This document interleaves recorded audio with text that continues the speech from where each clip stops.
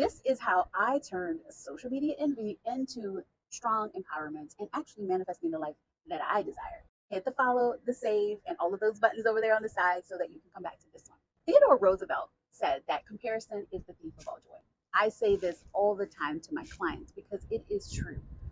When you are comparing yourself to someone else, then one, you're giving your power away, and two, you're looking for things outside of you and comparing yourselves to things you cannot control. Guess what? You are not sitting in joy when you're doing that. I would find myself scrolling and be like, why not me? Why isn't this happening for me? Why is this happening for her? This isn't fair, blah, blah, blah. I would go to bed at night thinking like, why isn't this happening? Why isn't it working? Do you notice the theme? So I'm focusing on what isn't happening, why it's not me, why things aren't flowing, and what was I manifesting? Not me, not working, not flowing. What I did was I decided that that got to change. And I used my tools of quantum self-concepting and the aligned soul alchemy so that I could decide and get clarity on who I got to be, the quantum version of me that had that already.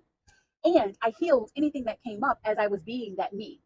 This is what I'm teaching in Lucky Girl Energy. I would get so clear on the version of me that already had whatever I was looking at the other people had that I did. If this was me and I had this, what would I be doing, thinking, believing, feeling, intending, deciding, acting? Like, what would I be doing in that energy if this was already me?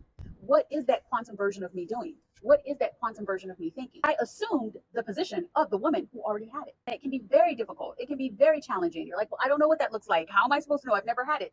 Imagination is queen, but there's other techniques that you can use to really get you to feel this energy and embody this energy. I realized that every second not spent on me being this person and looking at other people and trying to compare where I was to where they were, I was in the gap. I was always going to be falling down because there was going to be a gap between where I was and where they were, and I was not going to be there. But if I started to look at myself and look at where I've come from and where I am going and got to be happy with where I was and excited for the more, that's when things started to unfold for me. With Lucky Girl Energy, I found my empowerment. I found my power because I decided that things were always working out for me. And that me seeing those people on social media with what I desired was all evidence that that was happening for me as well. You can do this too. And that's why I created Lucky Girl Energy. If you're feeling like, yes, this is my next step, then check the top of this page.